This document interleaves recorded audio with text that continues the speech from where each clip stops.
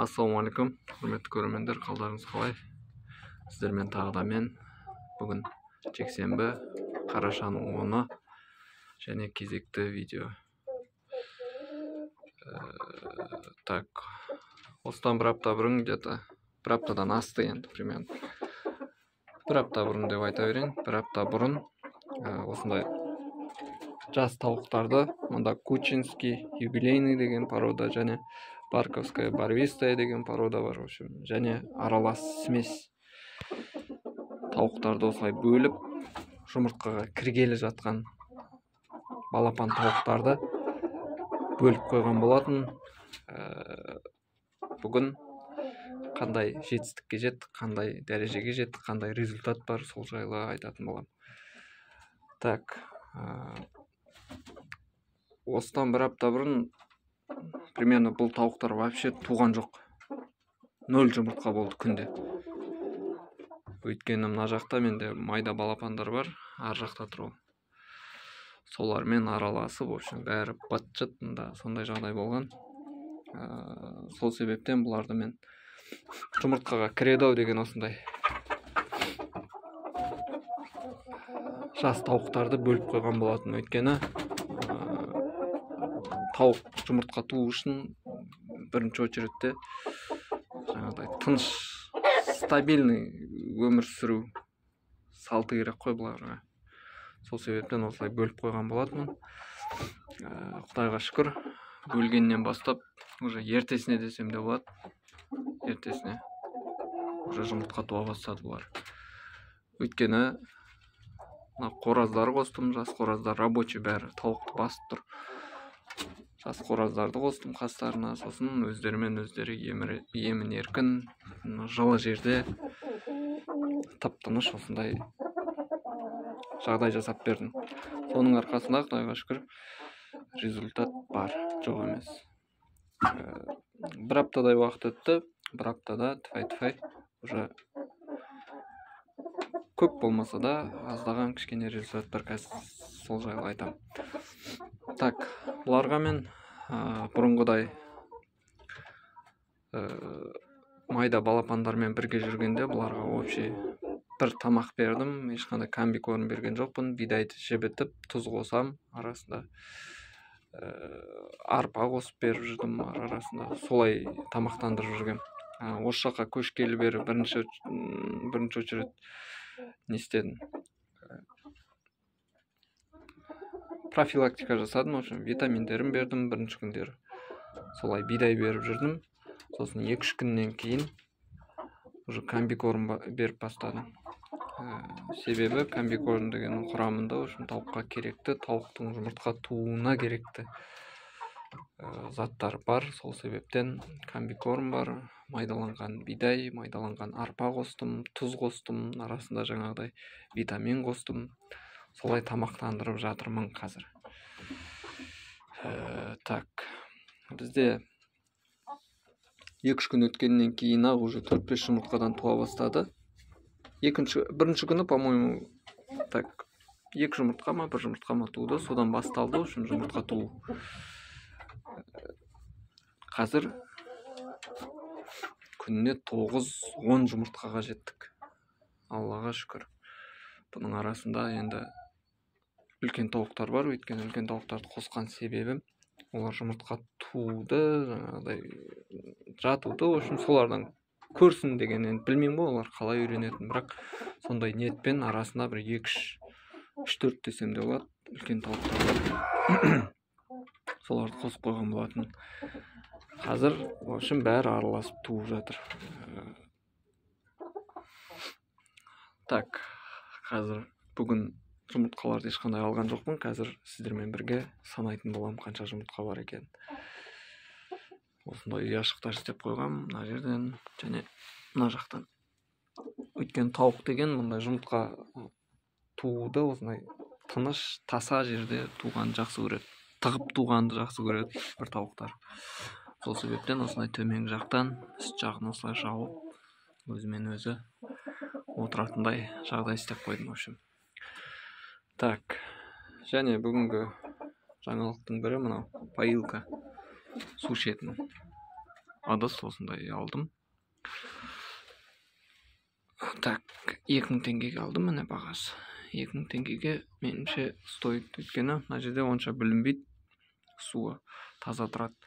Аяғын тықпайды, в общем, төкпейді. Мына жердің бәрін ана шелекпен қойсаң, астын бәрін былғап тастайтын тұғын. Аяғын тығады, одан ішіне түсіп кетеді. Оның қасында мынау әлдеқайда жақсы. Жақында ала жатса, кормушкасын да алатын шығармын. Пока поилкасын қойып көрем осылай. Бұл осындай жіппен тұрады, төбеге іліп қоя саласыздар, осындай тауықтың бойына есептеп, примерно аяғын тықпайтындай қылып. Бірінші жаңалық осы. Екінші жаңалық, так, міне тауықтарды боксер қылып жатырмыз осындай. Боксерская груша іліп қойдық. Кішкене төмен болып қалған екен. Негізі секіріп жеу керек бұларға. Ермек болатындай ше, что олардың бойы спокойно жетіп тұрмын. Бұны қазір кішкене көтерем. Видеодан кейін секіріп, в общем, ермек болады ғой бұларға. Заодно капуста деген бұлар үшін өте пайдалы витамин. Менің естуімше, капуста жесе тауық, в общем, жүндері үстінде, жүнмен проблема болмайды үстіндегі қауырсынымен. Осылай күнде болмаса да, аптасына 1-2 күн осылай іліп тұратын болам. Бұны ілген кезде мен мына жағына осындай файртетіп істедім сваркамен. Осылай бұрап қоя саласыздар. Кәдімгідей вино ашатын не бар ғой? Открывашка сондай сияқты типа. Соны бұрап қоя саласыздар. Сосын осылай тоже төбеге іліп қоясыздар осылай. Сосын тауықтар ақырындап шетінен жайлап жей береді. Так, және мына жерге мен сетка істеймін деген алдында оған ешқандай үлгерген жоқпын. Бірақ ол сетканың қажетті емес сияқты, өйткені астына ешқандай тауық мініп жүрген жоқ қазір. Міне результаты. Но сетканың пайдасы тек осы жерге түседі тауықтың түнде тұрып бүлдірген нәжістері. Зато мұнда ненің бәрі міне құрғақ. Ойлаңыздар, мына боқтың бәрі жерде жатса қандай болады. Мына жер деген бардак болады, кәдімгі сасып бычыт болады. Оның қасында қазір тфай-тфай жақсы көрсеткіш. Так. Міне осындай.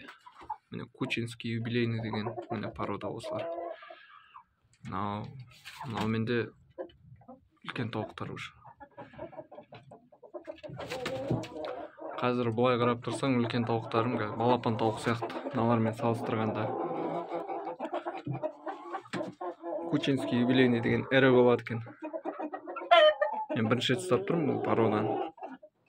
Ірі болады екен. Жақсылап қарасаңыз, комбикормен, старты бар, росты бар, финиш бәрін мен өсірдім ғой енді. Жақсы болады. Міне әтештер.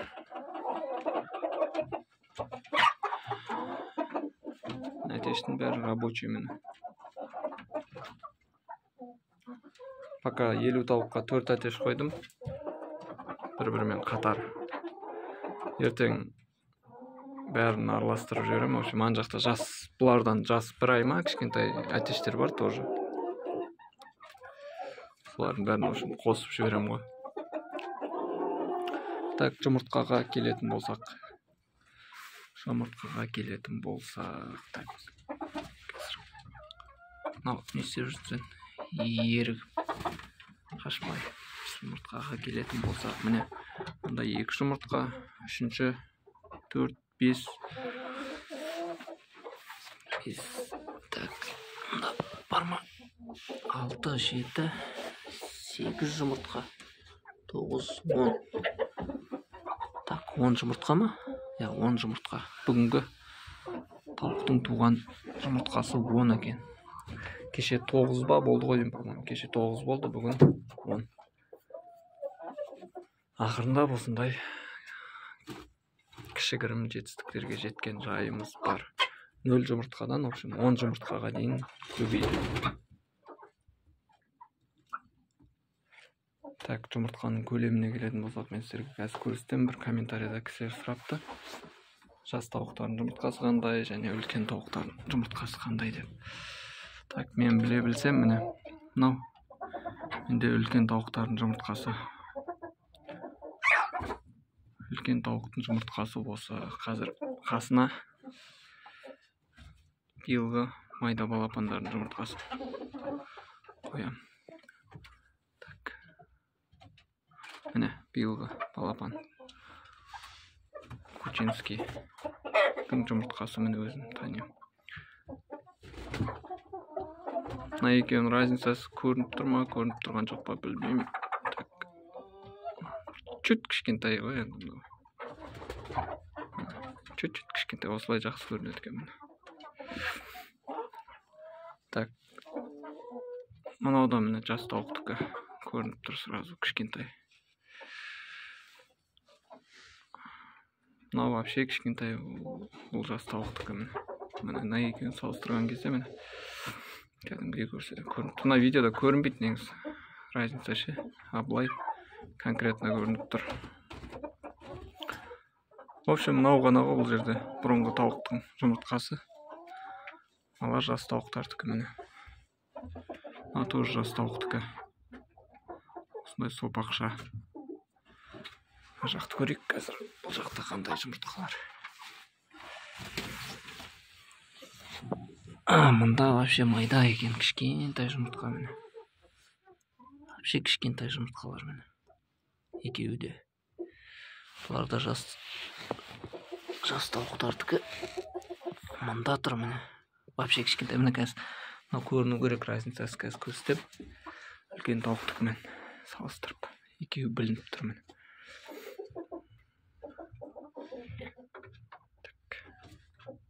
Міне. Разница. Мынау үлкен тауықтікі, мынау балапан тауықтардың туып жүрген жұмыртқасы. Так, мына жақта қандай. Так, мында мынау үлкен тауықтікі, по-моему. 2 жылдық тауық қой енді үлкен болғанда. Мынау балапан тауықтікі кішкентай. В общем, осындай. Так. Жұмыртқаны енді бүгіннен бастап көремін, жинамай. 2-3 күн. Жұмыртқа орнында тұрса негізі мынау. Тауықтың материнский инстинкт дей ма, сондай дейді. Жұмыртқаны көрсе тууға деген құлшынысы артады ғой, былай айтқанда, қазақшалап айтқанда. Дейді енді. Сол себептен енді жұмыртқаны алмай көреміз. Қазір тфай-тфай бұндай жұмыртқаны шұқып, жарып тастап, бұндай проблема болып жатқан жоқ. Сол себептен жұмыртқалар 2-3 күн тиіспей көрем. Сосын аптаның соңына қарай қандай результат болған тоже айтатын болған.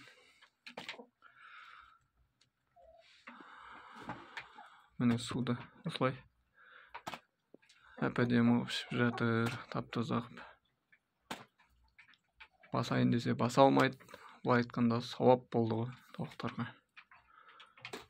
Алдында бір тауықтар болатындығын шелек қойсаң, шелектің шетіне шығып алып, ана аяғындағы бүкіл боқты, ана жердегі шаңның бәрін ішіне түсіреді, сонымен быт-шыт болады су.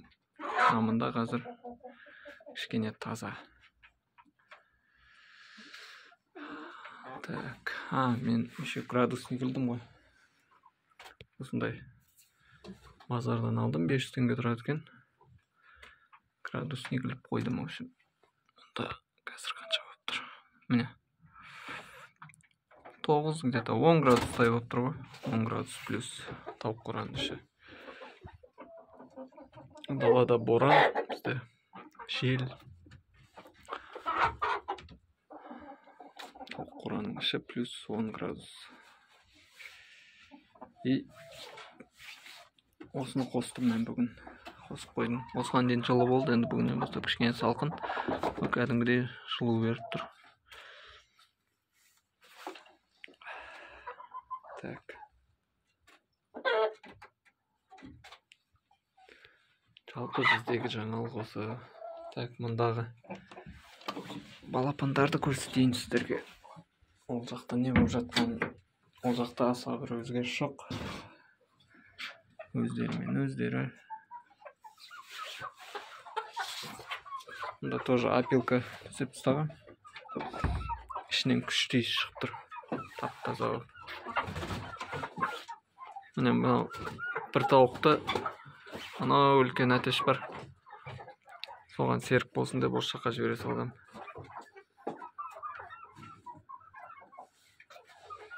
В общем, шалды кемпірмен жалғызсырамасын деп қойдым осы жаққа. Ал мынау бізде әтештер балапан. Жақында біразын сойып тастаймын бұны. Кішкене өссе, ет жинаса, біразын соямын да, сосын тауықтың санына қарай ішіндегі жақсыларын алып қалам. Бұл жерге осындай инфракрасный қойып қойған. Инфра қызыл лампочка. Кішкене жылу беріп тұрсын деп. Мынаның бәрі бізде молодняк, жас тауықтар. Мынау брама, бізде скоро бөліп тастаймын брамаларды. Оларға обал болып кетті негізі. Көпшіліктің ішінде. Бұларды бүйтіп еркелетіп ұстайтын құстар ғой негізі. Мен пока еркелететін жағдай жасаған жоқпын. Так, мынау бізде брама. Ірі болады бұлар. Так, бұл жердегі тіршілік осы. Төбесі утепленный емес әлі. Утеплять ететін болам пеноплекспен. Бір қол босағанда. Балапанмен де кішкене ауырып қойғандығын қазір кішкене жазылып нормально болып қалды.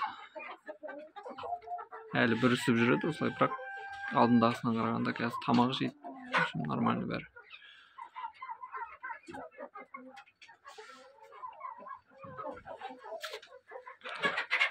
Осындай карлик қораз болды, мынау өспей қалды ғой.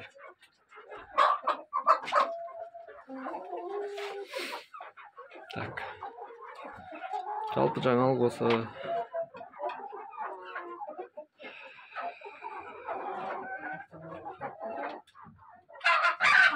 Комментария жазып, ақылдарыңызды айтып, каналға тіркеліп, лайк басып отырыңыздар.